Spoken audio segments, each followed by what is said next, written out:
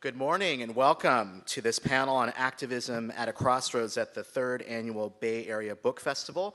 My name is Jesse Edegin. I'm proud to be the mayor of the city of Berkeley.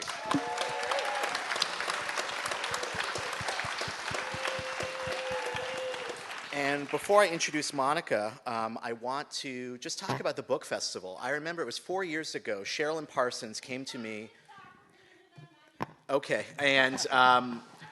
and said, I had this idea about having a book festival in Berkeley. I mean, Berkeley is the center of intellectual exchange, and we have the University of California, and shouldn't we have a book festival? And now, 3 years later, we've had 3 book festivals in the city of Berkeley. I want to thank you so much for being here today. For those of you that are not from Berkeley, thank you for attending, and we hope that you stay around to discover the amazing businesses that Berkeley has to offer. And we're all familiar with Berkeley's long history of intellectual discourse and political activism. It's part of what makes Berkeley, Berkeley. But the new federal administration that defies logic and common sense, there's a growing urgency to resist in which Berkeley has been a leader in. We are a leader in the resistance. And so over the next hour, you'll be hearing from a couple of authors who have been deeply involved in protest and in progressive values. And before we get to the main discussion, I want to introduce the moderator for this session, Monika Bauerlein. Monika is the CEO of Mother Jones, a reader-supported, award-winning nonprofit news organization.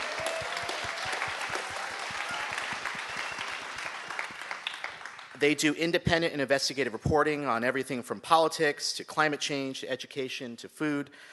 Some of the 11 million people visit their website each month, and they also publish a bi-monthly 200,000 circulation magazine, which I am a subscriber to.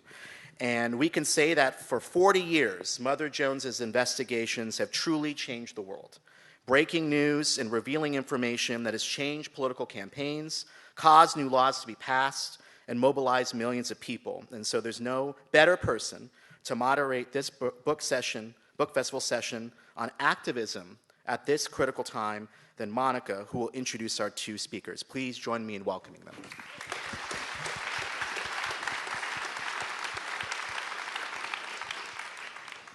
Thank you so much, Mayor Edegin, and thank you, Berkeley, for having us, and thank you, Freight and Salvage, for this amazing space.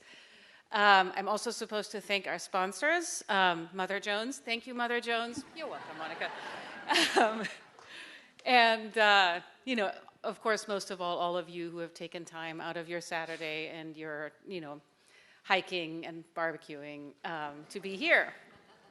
And rallies, naturally. Well, the rallies are tomorrow. We have rallies every Sunday. I am so thrilled and honored to be here with these 2 people who are super smart, super effective, and really deep thinkers about activism and organizing and changing the world at a moment when that feels like the most urgent thing we could be thinking about. And I'm not going to say a lot about them because I think their work will come out over the course of the conversation, and we also want to leave some time at the end for your questions. So just super briefly, Becky Bond, really the only thing we need to say about her is that she is one of the reasons why Bernie Sanders almost won.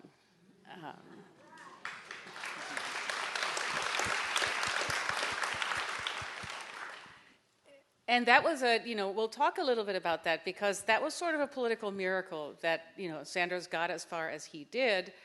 And it didn't just happen out of nowhere. There was a lot behind that, behind the scenes. Some of you, I'm sure, were part of it, but even when you're part of it, it's hard to see the big picture of all the work that goes into it. And in this particular case, I think the work that went into that is something that we can learn a lot from. And Micah White is one of the reasons why the Occupy movement transformed the political landscape 6 years ago now.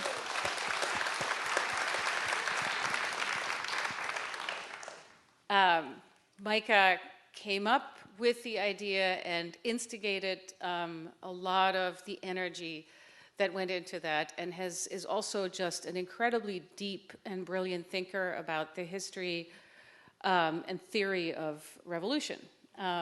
And so he's moving on from the paradigm of activism of the past and thinking about what's next in making change in the world, and we'll talk about that a lot. But because this is all really 10,000 feet in the air, I wanted to, get really personal and intimate for a minute and just see if this moment right now that we're living in is a moment when a lot of people are looking around and saying, okay, democracy is not on automatic pilot. The kind of change that I want to see is not going to happen by itself. I am going to get my friends together and do something. Literally almost everybody that I talk to is having that kind of moment. And I want to take you back to when you first had that feeling. How old were you? What were you doing? And what did you do? Maybe start with Micah. So I've been an activist my entire life. I actually started doing activism when I was 13 years old. So people will ask me, like, why, And I think that on the one hand, biographical explanation is that I am biracial. My dad's black and my mom is white. And something that we don't talk about in America is that it wasn't until like the late 60s that the Supreme Court ruled that black people and white people could get married in every single state. It's a kind of crazy, I don't know if you didn't know about that, dig into that. It's crazy that in some states in this country it was illegal. So I think of myself kind of as the first, one of the first generations of love child of that. But I also think there's something else, which is that I've always had a passion for it. I remember my dad went to San Francisco when I was a kid, and he said, "What do you want?" And I was like, "Get me a history book about the theory of activism, what activism they were doing." And I was like, "Why do you care about that? You're 13 years old." So it's like asking a painter, why do you paint? It's just this intuitive thing. And I was very good at it at a very young age, so it's always been there with me. Well, and by the way, let me show you Micah's book, because he'll be signing it later, right in the lobby. So get your, sharpen your pencils and get your inscriptions ready. Well, I wasn't nearly as precocious as Micah, and I think I had an experience that like a lot of people may have had after the election of Trump. Maybe not so much in Berkeley, but in the run-up to the invasion of Iraq. In 2002, 2003, I was actually running a radio show on a local NPR affiliate called KALW out of San Francisco. Mighty KALW, and it was a current affairs show where we were talking about what was going on in the world. And as it became clear after we bombed Afghanistan that we were going to invade Iraq, I really started to think about, is it enough really to be talking about these issues and to be knowing what's going on, or do we really need to do something about it? And my boss at the time, who was a co-founder of Working Assets, decided that we at Working Assets needed to organize a big anti-war protest. And I had never organized something like that before. And he made me be in charge of it. Because I was the radio producer, so I produced things. And so he had me produce this anti-war protest, which was in front of Grace Cathedral. It was environmentalists against the war. And we had a parade of electric vehicles and biodiesel vehicles and walkers against the war as environmentalists, and 5,000 people showed up. And I've been involved in organizing ever since that moment. Mike, I kind of follow up to that. When you were 13, like, what was one of the things that you did? Well, I think oh boy, you want to know the very first protest that I did was that I refused to stand for the Pledge of Allegiance in 8th grade. Which, when you're young like that, it's like people say, well, why did you do that? And you always have these reasons, but the reasons are never as good as you wish they were when you're older. So, the reason was like poorly defined, something about how the words didn't reflect the reality. The liberty and justice for all didn't reflect the reality of America. And I was kicked off the 8th grade field trip. But then every year after that, I would do something else. So I did a student newspaper in 9th grade and everything. Every year after that, I did something. And by the time I was 17, though, those campaigns started to get national attention. So I was on Bill Maher's Politically Correct when I was 17 for starting an atheist club in my high school. So basically, like, my entire life has been activism, and that's all I've ever done. And then 28, I was Occupy Wall Street. So it's weird. It's been a weird kind of journey through protest, yeah. And we'll talk a little bit in a minute about what you're doing now, which is yet another experiment and different incarnation. I wanted Becky to, so Becky's book is written with Zach Exley, and she will also be signing it after. It's a skinnier book than Micah's. but equally packed with information. And there's a sentence that jumped out at me. I think it's actually one of Zach's chapters, but I'm going to put you on the hot seat for it anyway. Where he says, the book is really elegantly hedged because it came out before the election, and so they account for the fact that they don't know what the outcome is going to be. But it basically, there's a passage where Zach says, well, increasingly sophisticated versions of Trump are going to run, and eventually one will win. And you read that now, it gives you pause. And I'm wondering what you guys learned on the Bernie campaign that made you think that a Trump-like candidate might win, but that also made you think that he wouldn't? Well, that's a great question. I mean, Zach and I wrote the book. We holed up in a cabin in the San Geronimo Valley for 5 weeks, for the month of August and the first week of September before the election, because we'd learned so many things on the campaign trail working with volunteers, and volunteers had built these amazing tactics on the ground, and we wanted to be sure to get it out there and share what we had learned, because we thought we would need to be holding a President Clinton accountable, right? And that we felt like we needed to hold her accountable for all the things that we had pushed her to say on the campaign trail, as the people that were fighting to elect Bernie in the primary. But we did have had the experience on the campaign trail of understanding how angry people were, because we traveled around the country and we talked to voters every day, and we talked to volunteers who were talking to voters every day. And so we really knew that that we were talking to voters in places like Iowa and Oklahoma, and in places like Arkansas and Texas, where they were saying things like, the Democrats say the economy is great and has recovered, but everyone I know is doing worse. And they would say things like, yes, Obamacare helped my friend who had a pre-existing condition, but I'm forced to pay for health care and the deductible is so high, I still can't go to the doctor. So we knew at a very basic level that Democrats weren't fixing the problems that were really forcing people to struggle on a daily basis and have been struggling for years, and that they were looking for change and for an alternative. And I think when we wrote the introduction, again, it was at the end of August, we really felt like it was up in the air. And I think one of the things that Zach wrote was, we don't know if we just missed a very close brush with fascism, or if we are going to have learned that, yes, it can happen here too.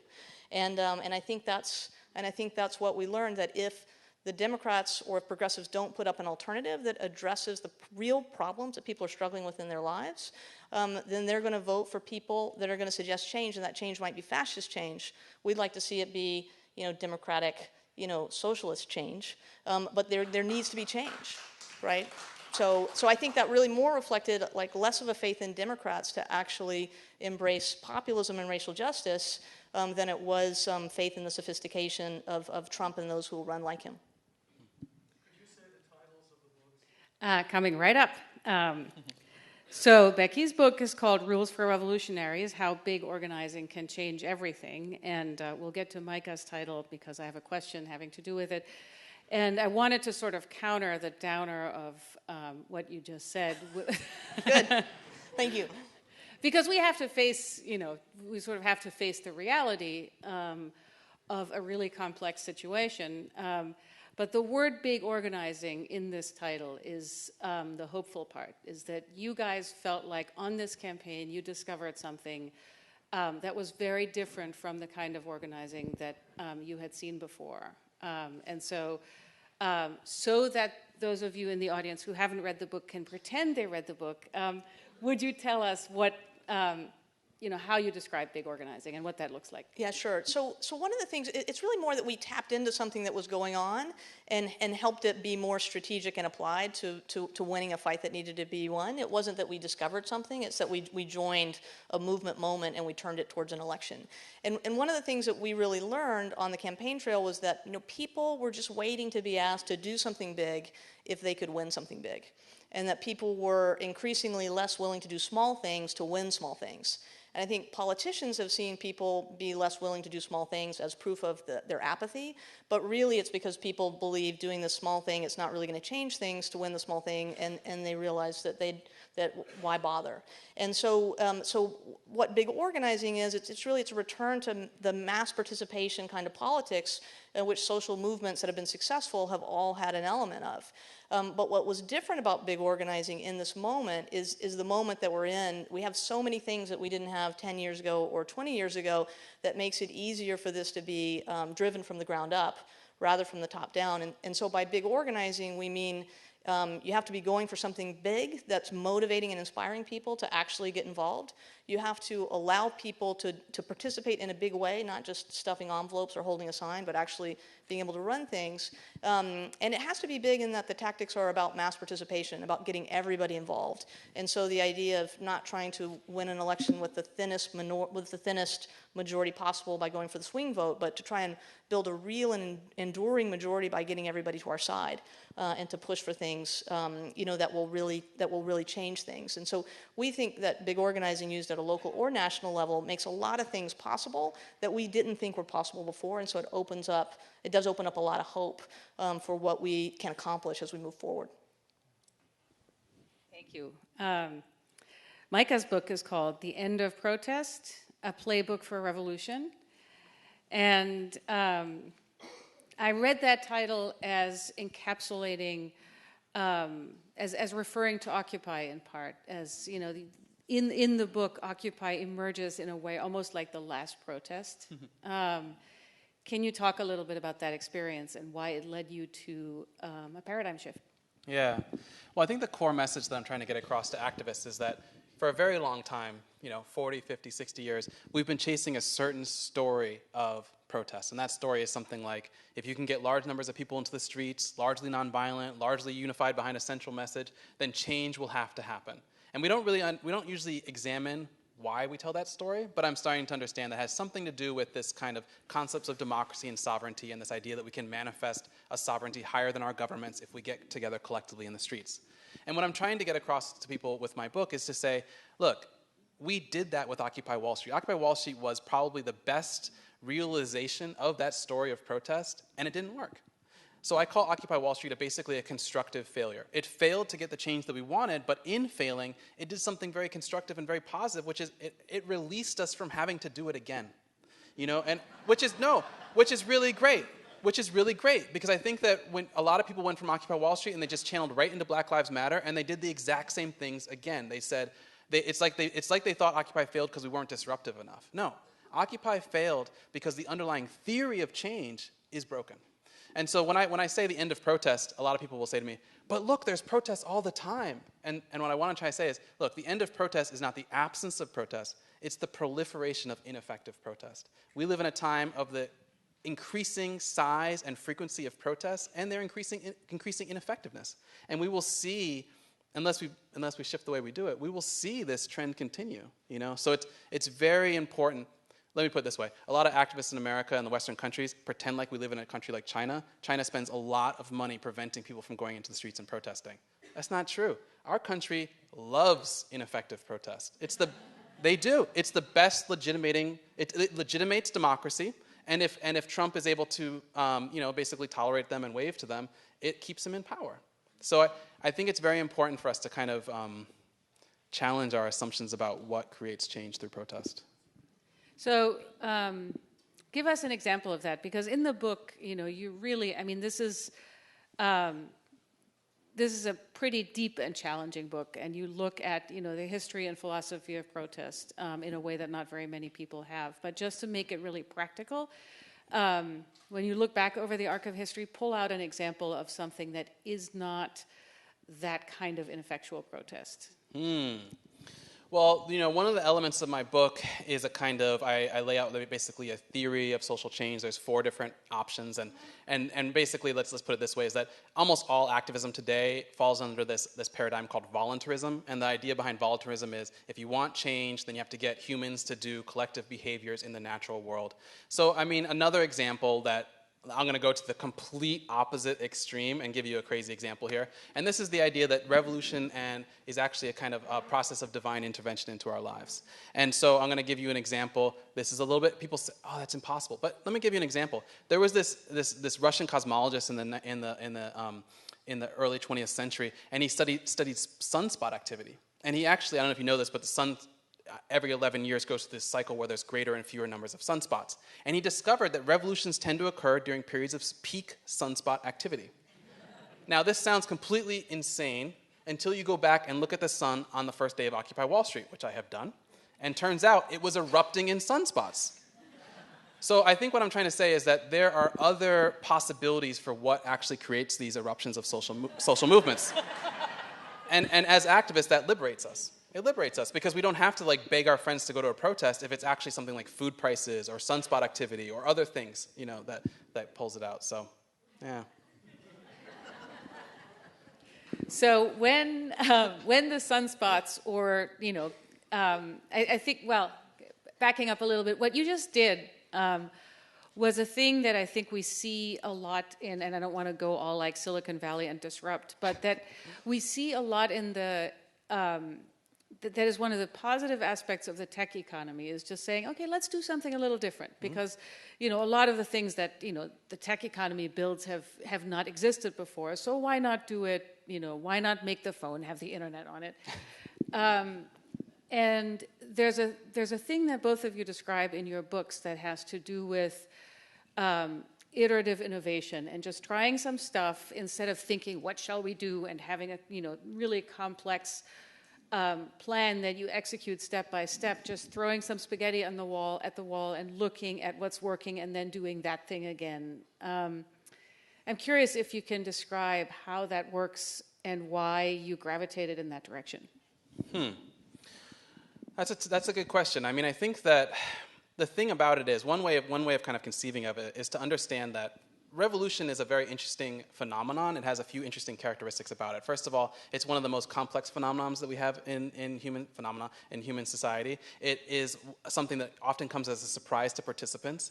It's something that has always happened throughout human history. We actually have records from ancient Egypt of the first revolution that someone wrote down. Oh, they're poor people overthrowing the king. And so once you realize that, you start to understand that the behaviors that we do during protests are arbitrary and historically defined. So right now, a lot of us they just had a march for truth. So marching is big right now. But if we had been alive during the American Revolution, we'd be tarring and feathering people or pulling down their houses. There's it's arbitrary. So once you understand that, then you're able to say, oh, we can ask people to do any behavior. We can create a social movement that does any behavior, hopping up and down the streets, running for elections, doing this, doing that. And so it's a question of figuring out, well, what would be the behavior that would be the most effective in this particular moment? And I think that that's where you get the innovative thing, is that you allow yourself to just be liberated from the repertoire of protests that we're so familiar with. I mean, I like to tell people, never protest the same way twice. Once we have a march or once we occupy, just don't do it again. It's I think, very important.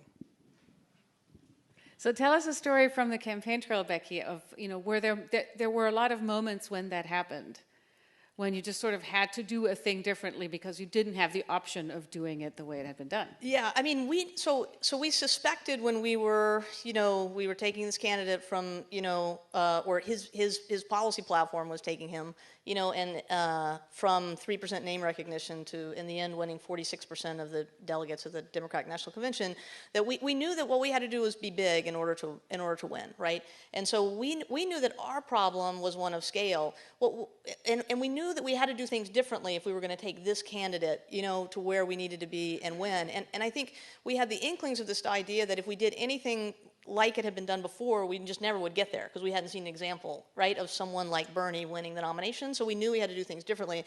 And I think now that we've seen Trump get elected, we know that if we do anything that looks like the electoral or the protest politics that happened before November of 2016, we're going to just stay in the same place, right? So I think the need to do something radically different is just proven by what we were doing before got us to where we are now, which is deep in the bottom of a hole. So a good example on our campaign was that we were on the digital team, and I was part of this outpost on the fringe of the Bernie Sanders campaign, which turned out to be huge because a lot of you all started doing amazing work in California when the election was actually happening in Iowa and New Hampshire. And so we knew we had to get as many people as possible plugged into working for Bernie. And so we were digital people. We were using email. We were using the web to try and take all these people that were organizing bands and writing music and making software to do voter contact, right? And so we thought, well, let's send them email and tell them what they need to do is get on the phone and call Iowa, because that's where the election is happening. And we thought this is going to be great. Everybody's raising all this money, doing all this work. And so we emailed people saying, would you phone bank? And basically, no one did it. No one. I mean, hardly anyone, right? And so we're like, we need some people to host phone banks, and then people will show up at the phone bank, so let's see how we can get people to host phone banks. And Zach Exley, who I worked with, had this crazy idea. He's like, the digital team should travel places and have in-person meetings where we'll convince people to host phone banks and host canvases, and then we'll just fly around the country holding giant in-person meetings, and then we'll just get them started, and then after that, we'll just talk to them by email and on conference calls and that sort of thing. And I thought that was the stupidest idea I'd ever heard. Like that we're the digital team and we're really going to fly around the country meeting people in person. We're supposed to be using the internet to get people to do stuff by remote control. And so, but I knew my friend Zach, and I knew that he would not shut up about it if I didn't show that this was a stupid idea that wasn't going to work. And so I said, okay, let's really quickly do one of these things so we can take it off the table. And so we went to Memphis, Tennessee, and Nashville, Tennessee, and Johnson City, Tennessee, to do these organizing meetings, right? And as it turns out, everywhere we had a meeting and said some random staffer from the Bernie Sanders campaign is going to come and tell you how you can get to work to let Bernie win, and like hundreds of people showed up at these meetings. And then we would get them to commit to hold events, and then they would hold them not just once, but they'd hold them every week, sometimes 3 times a week. And so the vast majority of the 100,000 volunteer-led phone banks that were led for Bernie Sanders were actually led by people that got started at one of these in-person meetings across the country. We had 1,000 of these rallies across the country. And the first 350 were led by digital staffers on the Bernie campaign, and the next 650 were actually held by volunteers who we trained by Google Hangout and we talked to on the phone. So anyway, so that's an example of something which you never thought, we'd have to do this in person. We're the digital people, but it's what worked. And that's such a, that's such a cool reaction that I find works for many things in life, is let's just do that thing that you want to do so we can show that it doesn't work. And then when it works, it's like, okay, now we have other problems. You're doing a thing that you hadn't, or you just did do a thing that you hadn't tried before. That was also, a little bit like, okay, let's try this crazy thing. Yeah. So I was living in Berkeley when the founder of Adbusters and I came up with the idea for Occupy Wall Street. But after the Occupy movement kind of collapsed, my wife and I moved to rural Oregon. We live in this town called Nehalem with 280 voters. And these, after a while, I was working on my book there, and after a while, the local activists would come up to me and be like, we want to protect our watershed, we want to protect our water quality, we want them to stop clear-cutting our forests. And I would say to them, look, the only solution is to take control of your city council. And in Oregon, what's amazing is that elections are usually uncontested, and in fact, sometimes they don't even have enough people to vote, or enough people to run for office. And I found out the reason for this is that there is a network called the Good Old Boys, and once you violate that network, you get a whole bunch of pushback and intensity. So basically, long story short, I ran for mayor, but instead of running for mayor like in the sense of vote for me, and I think this is one of the ideas that I want to get across, is one of my critiques, I think, of the progressive electoral strategy is that it's oriented so much around charismatic single individuals. But instead of orienting around charismatic single individual named Micah White so I can feel good about myself, instead I said, I'm going to create something called a People's Association, and before each city council meeting, we'll get together, as many voters who want, and we'll talk about what city council should do in the next day's meeting. And if I'm elected mayor, I will just abide by the decisions of these citizens. And it was amazing because before I started doing this, one person would show up at city council and sit there, and they wouldn't, and leave. But like 20 or 30% of all voters ended up coming to at least one of these meetings that I held. It was fantastic. It was amazing, and some people really loved it, and some people didn't love it. So, but some people hated it. But in the end, I think it was an amazing experience. And so I ended up I lost, sadly, but I ended up getting 20% of the vote, which is 20 times the Green Party. It's 10 times what DeRay got in urban Baltimore. And to me, this was like a kind of a vindication. I mean, I'm black. My book has the word revolution in the title. They were calling me all kinds of Satanists, all kinds of stuff, and still 20% of the vote. So to me, it was a tremendous vindication of this idea that we could go into rural areas, unapologetically talk about the revolution, but then talk about revolution in terms of giving decision-making power back to our neighbors and to ourselves. So it was beautiful, but it was also very hard. It was very, very hard to kick up all those emotions. So, but in the end, I think it was positive. Let's talk about that for a minute, because I think you're alluding to something that's that's pretty raw and painful there, which is that when you put yourself out there, you had some really unpleasant stuff happen to you.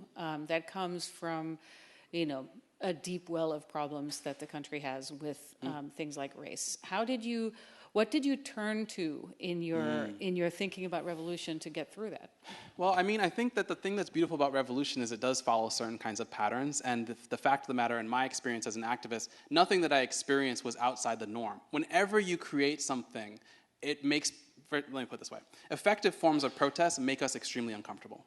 The very idea, like Occupy Wall Street, take Occupy Wall Street, the very idea that people were going to go down and sleep in the street, like people slept over here, just on the corner in downtown Berkeley, it made both the people who were sleeping there and other people who saw them sleeping there uncomfortable. But once you overcome that, once you see someone losing their fear and doing something, it becomes kind of contagious.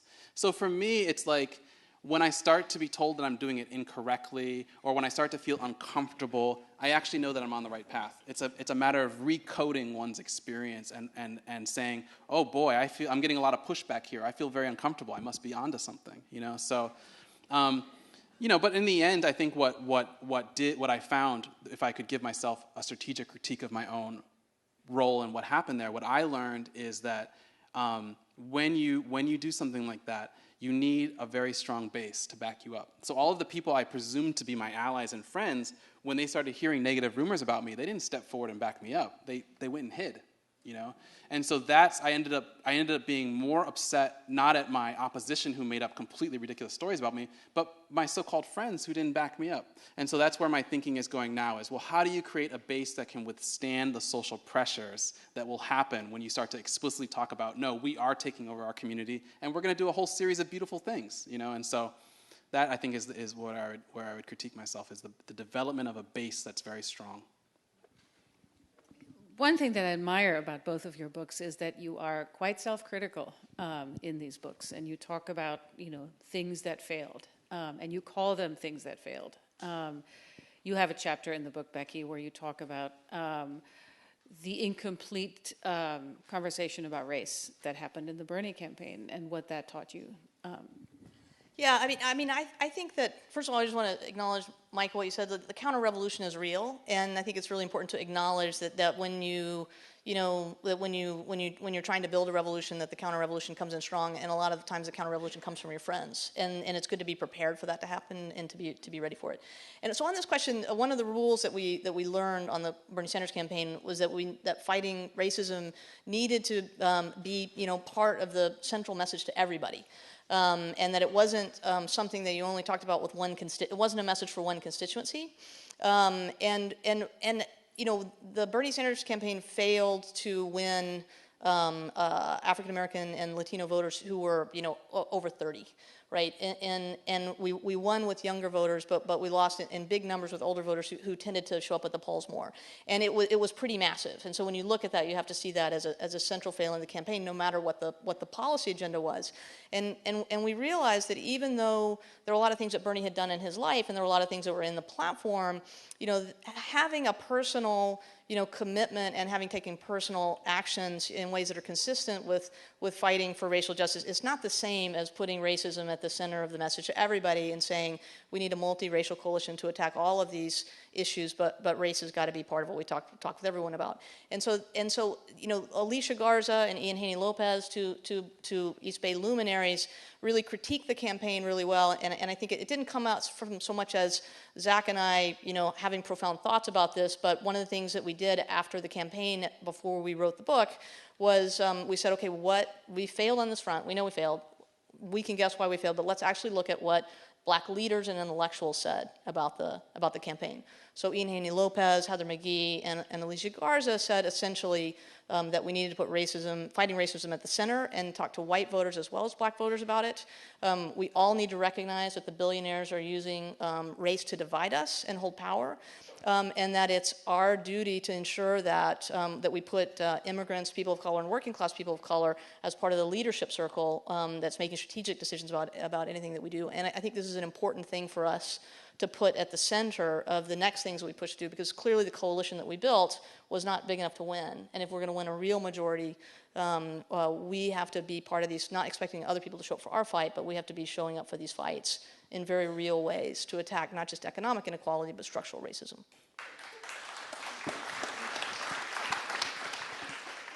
And you just came off a project that put this into practice in certain ways. And you were, we were talking earlier about how you found that the constituents that you were talking to as part of this campaign were way ready for what you were saying. So I don't know if any of you have followed, there was an election a couple weeks ago in Philadelphia where we elected Larry Krasner to be the Democratic nominee for the district attorney of Philadelphia. And Philadelphia is the 5th biggest city in the country, and it's the most incarcerated per capita. All right, and so this is, the tip of the spear, for incarceration of communities at mass scale. And I've been working with some people from the Bernie campaign and some other longtime social activists to get involved. We started a PAC called the Real Justice PAC. And this PAC was created to go into counties and to help district attorney candidates win races who are committed to ending mass incarceration, which they're uniquely situated to do. A district attorney can unilaterally decide not to charge marijuana possession. They can decide not to ask for cash bail. They can decide not to charge crimes that require mandatory minimums and charge other charges instead. They can really clear a lot of people out of the jails. And coming out of the Bernie Sanders campaign, we knew that we needed not just to pay lip service to these issues, but that we needed to actually go and work on these issues of ending mass incarceration. And so that's one of the things that we're modeling with our work, literally putting our money and our time into these district attorney races, working with these multiracial coalitions to end mass incarceration. I think this is a really important first step to changing how the coalition that we'll have when we go into federal fights is to be there and help win these races, not just trying to get Democrats to win at this level, but to try and get people who want to end mass incarceration and change the facts on the ground for so many of the people that are not represented and that have been left behind. And I will note that there's going to be a district attorney race here in Alameda County in 2018 and challenge people who want to see elections play out differently on a national level to pay attention to these local elections that have a profound impact on the lives of our neighbors. Okay, since we're going there, let's talk for a moment about this this tendency for people, that people have so much pent-up energy, especially progressives, and there is so much money and energy going into special elections and, the 6th District in Georgia and, Paul Ryan's challenger. And it's all, very exciting and sort of has a drama to it. But I'm curious if you guys think that that's the best use of time and money. Well, I think that one of the lessons of Occupy and Black Lives Matter and Standing Rock and all of these movements is that you can only attain sovereignty through limited avenues now, okay? So it may have been true in the past that people in the streets could manifest a power over their governments and the governments would have to listen. Maybe that's true in the past, but right now it doesn't seem to be true. And so we know that there are only 2 ways left. You can win elections or you can win wars, okay? Those are the only 2 ways to actually have a legitimate sovereignty in the end of the day, as we see with Donald Trump, okay? So Donald Trump won an election. There's no mechanism in our country to have another rerun, so he's actually the commander-in-chief, blah, blah, blah.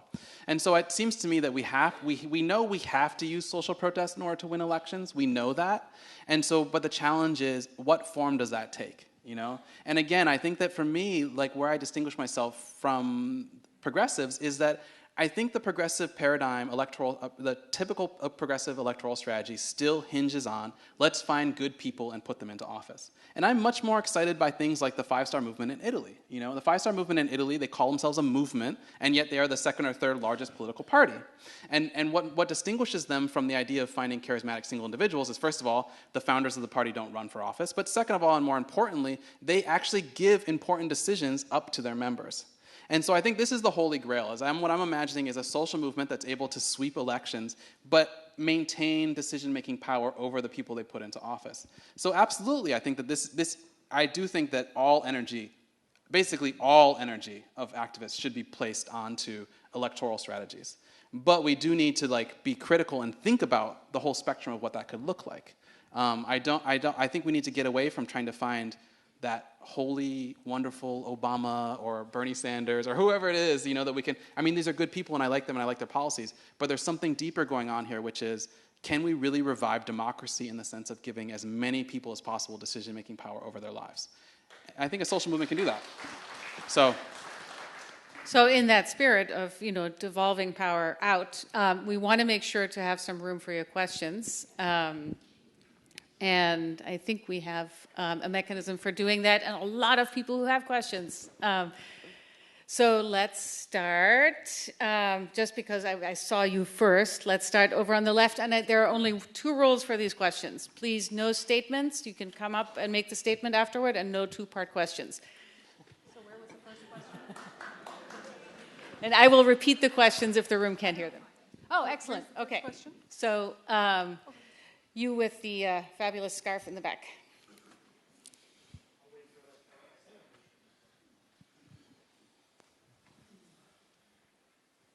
Had to start on the left, Yeah, at 18, I managed a campaign for the Green Party in my town when a good old boy was leaving office, and we had a potential opportunity for a third-party candidate. 2 weeks before the election, without consulting me as campaign manager, he quietly endorsed the Democratic nominee and left office. So from the beginning, I knew that that was probable for Bernie as well. So I was wondering, for Becky internally and Micah externally, how do you reflect upon this person who seemingly had strong values? His debates against Hillary were a beautiful spectacle, and then when it comes down to it, he endorses this neoliberal nightmare. Okay, well, so I was a senior advisor for organizing, and not for what happened after the primary endorsed. So I wasn't in the room. I wasn't part of that. But here's what I would say is that it was very clear for those of us who were on the campaign trail every day, working with the volunteers and the voters, was that people were passionate about the Bernie Sanders campaign because they agreed with his political analysis. And there was a lot of people who were new to politics, and a lot of people who had been involved in politics before. But they agreed with Bernie's analysis, and then they believed that if he was elected to office, that he would actually do what he said. And I think it was less about him as a cult of personality, though lots of the memes and the young people really created some hilarious things, with him at the center, Bernie at the center. But I think that repeating this, like going out there and volunteering and voting for a platform, when there's someone that you believe will actually do it when they're in office, is the most important thing that we can do. But the way politics is run at the national level, it's quite broken, where you have choices that you don't like, and you're trying to avoid the worst outcomes, and everybody who's involved in political life have to make their decisions. I mean, movements are quite moral, but our electoral politics are quite practical, and we need to find a way to merge them more effectively so that we don't come down to those kind of choices. I want to say something about Donald Trump, because I always, whenever I talk about Donald Trump, I'm not a big fan of Donald Trump, but I end up giving kind of underhanded compliments to this person. So I think that, let me tell you, I did a book signing over a year ago, long before Donald Trump was like, even people thought he was going to win. And this person came up to me and she said, I disagree with probably a lot of people in this audience. I'm a conservative Christian, and I'm voting for Donald Trump because he's going to destroy this country. He's going to burn it to the ground. And she's an apocalyptic Christian conservative. And that's why she voted for him. And you know what Donald Trump did that I think is beautiful is that he would say things like, for example, if I don't get the primary, there's going to be riots in the streets. Now, that's the language of revolution that excites me. And if Bernie Sanders had said that kind of stuff, like, if I don't get the primary, there's going to be riots in the streets, or if he had said, or after the primary, he had lost the primary and said, okay, we're having town halls across the country to decide what I should do next, then I would have been really motivated. But I think it's still this idea. What unites, in the end of the day, what unites Bernie Sanders, Donald Trump, Obama, Clinton, all of them, Elizabeth Warren, they all agree on one thing, which is, once they're elected, they shall make the decisions by themselves in their bedroom while brushing their teeth if they want. And I think that's the wrong way. I think instead what we need are candidates who say, okay, I lost the primary, what should I do? And if his members, if we had said, you should run independent or you should endorse Clinton, then I would have been happy with that decision. But I think that's really ultimately what Bernie Sanders, I was at the DNC and it was just so sad to see him in the audience and endorsing Clinton in the end. So, yeah. All right, yeah, exactly. Thank here you. In the middle. Given the history of this country and what has actually improved people's lives in material ways, are we giving up on labor unions entirely? I haven't heard one word about it. And if so, why does it need to be reconfigured due to the way labor has changed?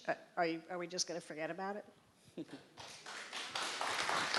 So Becky has a lot on Yeah, this. so I'd like to say that there are some amazing labor unions, and I'm going to name one, the California Nurses Association and the National Nurses United.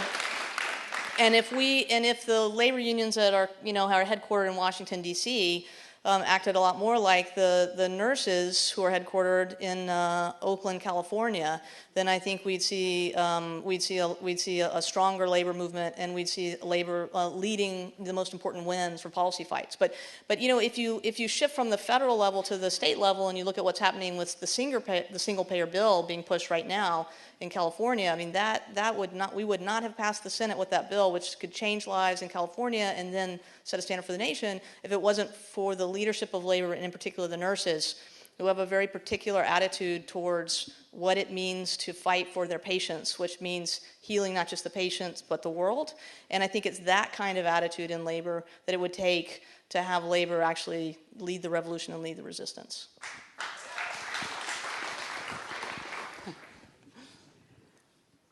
How about over here in the pink? Oh, you're way over there. Then you're next after that. How about that? Oh, should I go? just didn't Okay, sorry. Micah, I was surprised to hear you say that the Occupy movement was a failure, and I guess it depends on what criteria you use to evaluate it, but it seems to me that at least it provoked a national conversation about equality, or inequality really, so that in that level it was a successful. But I really want to ask both of you about whether we should be focusing on trying to impeach Trump, because I just don't see how this world can stand 4 years. Yeah, let me respond to the first part, because people always kind of bring that up with me. And I just want to say something, which is that there is something that has happened to the left where we have lowered our horizon of possibility such that we celebrate failure as if they are success. Let's be real here for a second. Imagine if Lenin and Trotsky had been like, well, we didn't topple the Tsar, but my gosh, did we really get the language and the discourse differently in this world? I mean, it's a joke. It's a total joke. And I think that what's happened is that on the left, what I was trying to get at with this comment about Trump is that Trump explicitly used insurrectionary, revolutionary rhetoric. And on the left, we've started to do this game where it's like, we're changing the discourse. It's like, I'm sick of it, okay? So Occupy was a failure to the degree that we did not topple the Obama administration. Let's remember that it was Obama who crushed Occupy and not Trump. Trump didn't even exist in 2011. We did not get money out of politics. We did not do all of the things that we wanted to do, And so good things happened. I understand. Good things happened. But we did not achieve what revolutionaries for the last 300 years have defined as success, which is the capture of the legal regime and the fundamental transformation about how decisions are made within the government. Okay, so that's what success really means, and I think we can attain that. I just want to say that. That's what I wanted to say. I want to just follow up because it ties back to what you were saying earlier about Bernie could have said, there's going to be riots in the street if I don't win, or he could have said, I'll have a nationwide series of town halls to ask what I should do next. Those are two really different things. Yeah. I'm just curious. Well, I mean, ultimately, it comes down to your vision of what kind of revolution it's going to be. So I think that, what excites me is this idea. I mean, going back to the early days of the Russian Revolution, what they really did is they set up Soviets, where basically were general assemblies, and they tried to devolve decision-making power down to those things. So what I'm trying to get at is there's different ways to be a revolutionary. I would prefer the town hall method, but I'm a little bit excited by the other one. And I can get why people would vote for that. I can get why people would say, yeah, I'm going to put Trump into power and he's going to totally destroy America. I don't think at the time they realized that meant to the benefit of Russia, which is sadly where we're at. Yeah, I do think though that if Bernie Sanders had, can you imagine like Lenin saying, okay, we need to vote for the bourgeois parliamentary candidate here? Like, no, he didn't say that kind of stuff, I mean, also that revolution ended up working out incredibly well. Well, but this is the thing. This gets exactly at the heart of the left, which is we've given up on the possibility and desirability of revolution. Every time I talk about Lenin or Trotsky, people start telling me they're bad. It's like, those are our heroes. If you can't celebrate those people, then who are we supposed to be celebrating? Castro, Mao, all these people are flawed individuals, and the revolutions were very dirty. But let me tell you something about the American Revolution. Extremely bloody. People went around and killing their neighbors. Let's talk about the French Revolution. They would put people on barges and then drown them in the river. That's what the French Revolution did. So every revolution has these horrible and terrible sides to it. But instead of running from revolution, we need to say, okay, that seems to be some aspect of what happens in these moments. How do we mitigate those and decrease those and stop those? Instead of saying, I'm an anti-Lenin, I'm anti-Stalin. I mean, it's like, who are your heroes then? Who are our heroes, really? I mean, but, okay. He's a hero too, but. Let's toss it back to you and see what, we've got a provocation in the room. Okay. The impeachment. I would like to say that Trump did not really win. Cross-check, Greg Palast. Democracy at the money could buy. Read that, get that DVD from anywhere. But he is president. So she set up the impeachment question for you very well. Well, I think that, this is where I think, I think it's like this. Unless there is a social movement that's ready and willing to take power in this country, then the toppling of Trump will just put someone who's worse into power. This is the experience of the Arab Spring. This is the experience of the Arab Spring. I think that Donald Trump, I think what we're witnessing is a kind of a version of the Arab Spring, and Donald Trump is our Muslim Brotherhood Morrissey. And I think that there's a deep state in this country that will try to convince us to rush into the streets and get rid of him. And that what did the Egyptians get was something far worse than Mubarak or Morsi. So I think that if we want to topple Trump or impeach Trump, then we have to be prepared to govern should he fall. Otherwise, it's just some sort of weird game. I don't know. Hi. I'm not a native Californian, but I'll bet many of the people in this audience understand the effectiveness of the AIDS movement.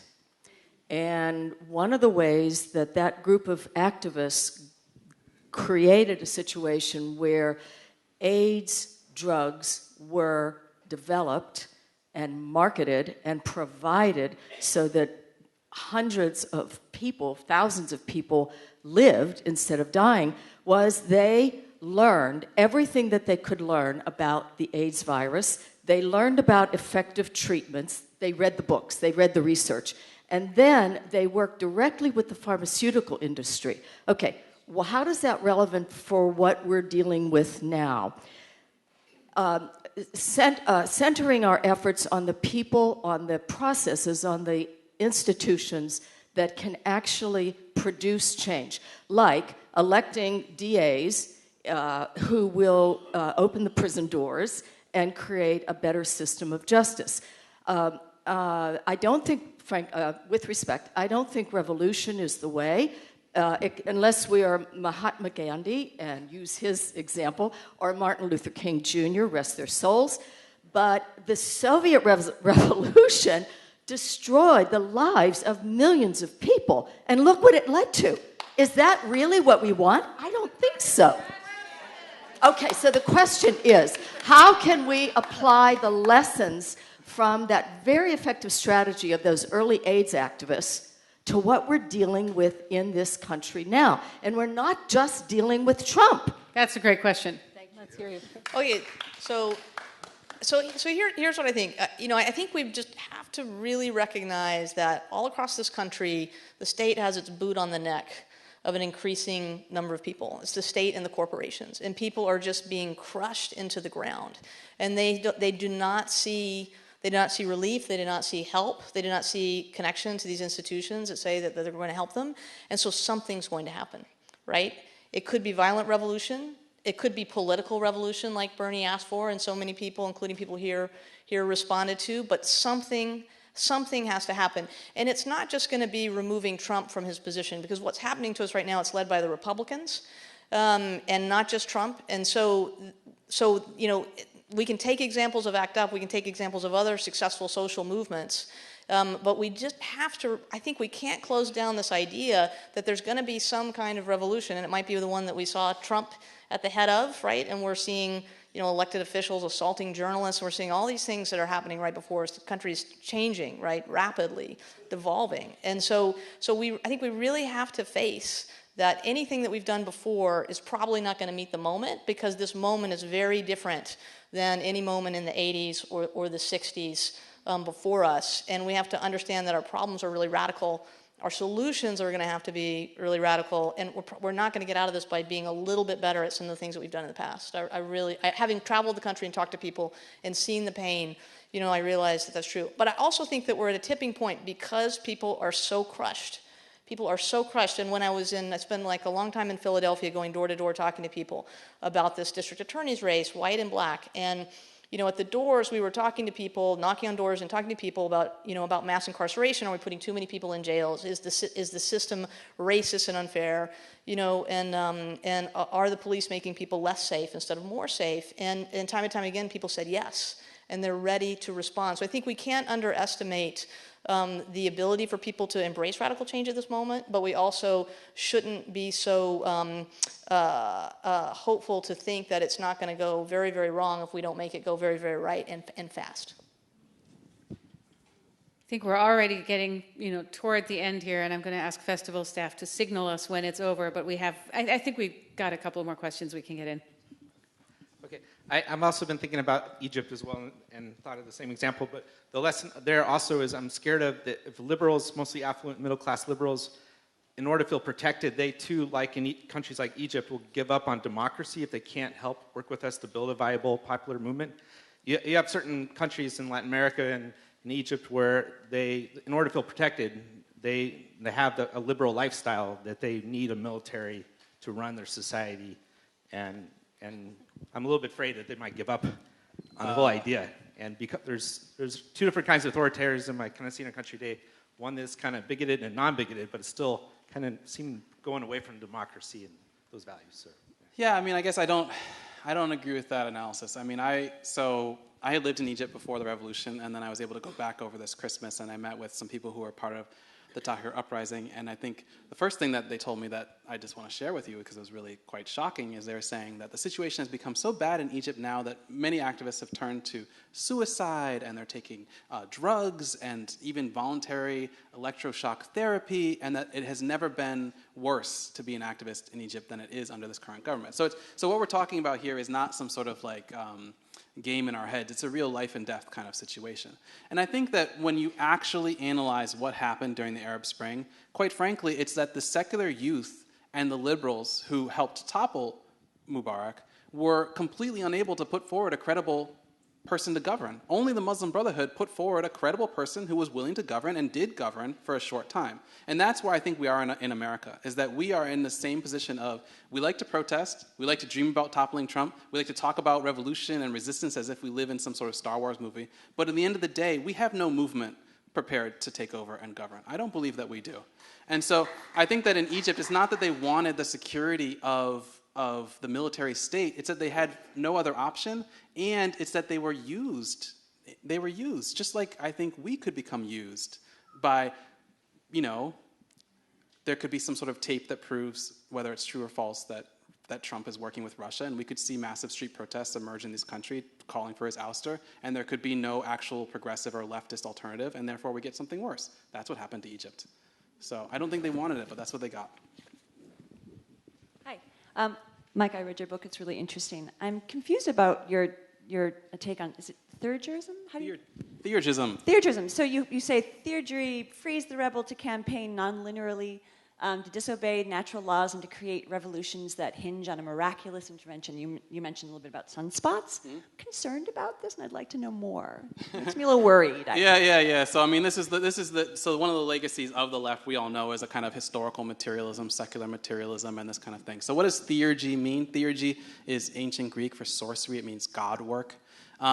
It's, as I say in the book, it's kind of esoteric. So I'm not going to get into it too much, but I'll give you another example. I gave you the sunspot example. Let me give you another example to help you think about it. In the book, I talk about the origin of Christianity, but I'm going to give you another example, which is, so computer scientists have found out that cosmic rays are invisible, undetectable by humans, that they can interact with computers. If the cosmic ray hits the computer chip just right, it could crash the computer. We know now that sometimes when your phone crashes, your computer crashes, it's not the software, but instead cosmic rays. Okay, take that fact and add it to another fact, which is there was an election in Europe where a cosmic ray came and it hit the election machine, and it gave one of the candidates 4,096 extra votes, and he won. All of a sudden, though, people were like, wait, that's too many votes in our election. We don't have an extra 4,000 votes. And they went back and they figured out cosmic rays messed with this computer. So what I'm saying is there are examples, there's other ways of thinking about social change that are completely out there, you know? And if you look at the origin of Christianity, it ultimately comes down to two people having dreams of Jesus, literally. That's why we have Christianity, is some guy named Constantine had a dream that Jesus visited him during the night, and he also saw some celestial star in the shape of a cross. Maybe that's true or not true, but ultimately the birth of Christianity wasn't street protests, it was dreams. And so these are examples of other ways of thinking about social revolution. I thought it was the coffee and the keyboard with my computer. So I think we only have literally 2 more. So I have a question for the model that Becky raised earlier about going around the country and having meetings on the ground. I know that there are some Trump voters who would vote for him even if he shot someone on Fifth Avenue or did whatever crazy thing came into his head.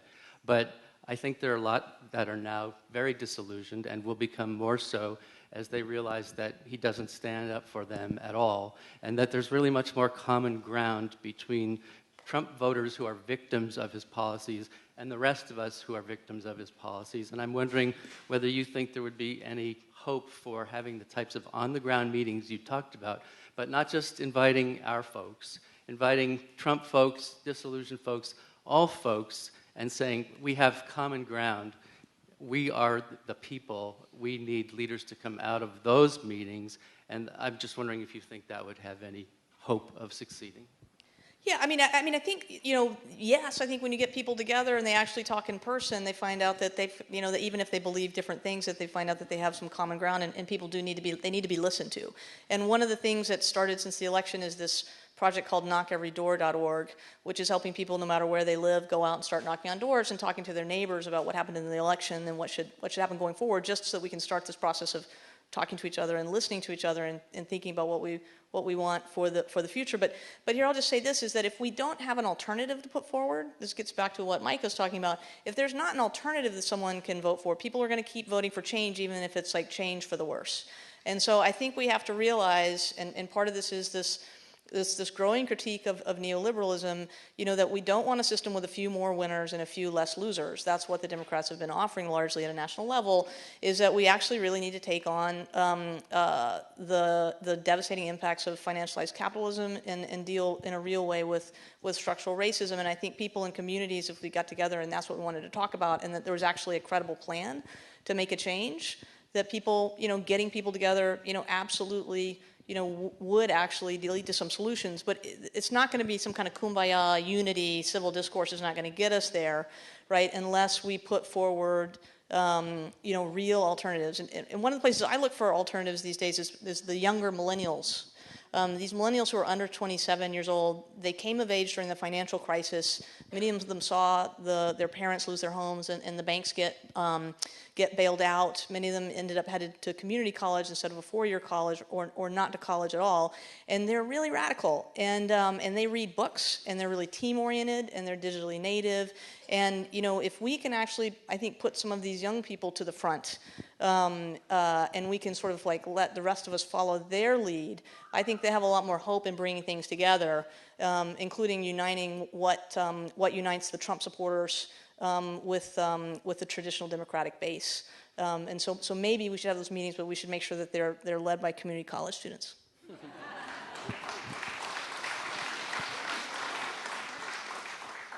you have the last question, so make it count. Well, it's a variant on the question that was just asked, is if we do need to put forward this strong vision and this strong alternative, but at the same time there is a deep need for healing in this country, do you think that's, I guess, how do you see activists playing into that? Do you think activists can do both? Do you think that activists need to be squarely on the task of putting forward an alternative while somebody else holds a middle? Those are two things that deeply concern me, and I'm curious your thoughts on them. This is good. I don't know if I'm going to say, look, I disagree a little bit, okay? I think, yes, I know. For me, the left, one of the things about the left is that we are so rational and we're so obsessed with this idea that once we have the correct 10-point platform, everyone will read it, they'll be completely convinced, and we shall win. I think that I love that idea because I'm from the left as well. But for me, I think that people join social movements because of how it makes them feel. And this is why we have this weird paradox where people interview occupiers or whatever, and there's like, they don't even know why they're there. And it's like, and the left or the activists like to say, no, it's not true, they do know. But I think that partly why they're there is because of how it makes them feel to be part of it. And this is why people voted for Trump, ultimately because of how it made them feel. That's the story I was trying to tell about the conservative Christian, is that she voted for Trump because of how it made her feel. So I think that if I were an activist, and this maybe gets to the healing part you're talking about, but I think that if I were to give advice on this question, I would say people joined Occupy Wall Street and the Arab Spring and Black Lives Matter and voted for Trump because it made them lose their fear.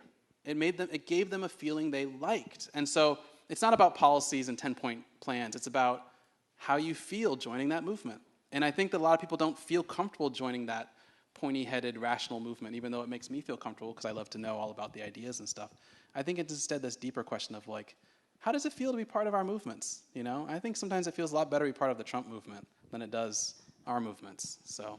Well, and I'm going to disagree for a different reason, which is I hear a lot about healing, right? And I think actually we need to fix the stuff that's really broken. So instead of this idea that we need to feel better together.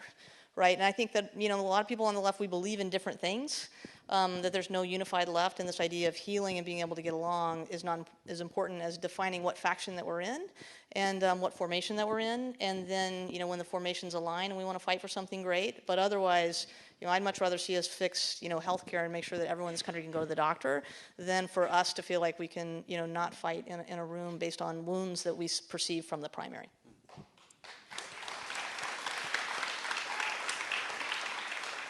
What a great note to end on. Thank you both so much.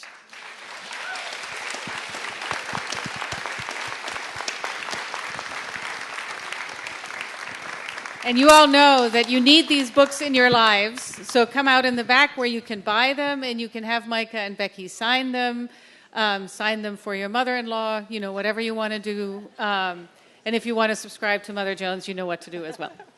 Thank you so much for coming and have a great rest of the festival.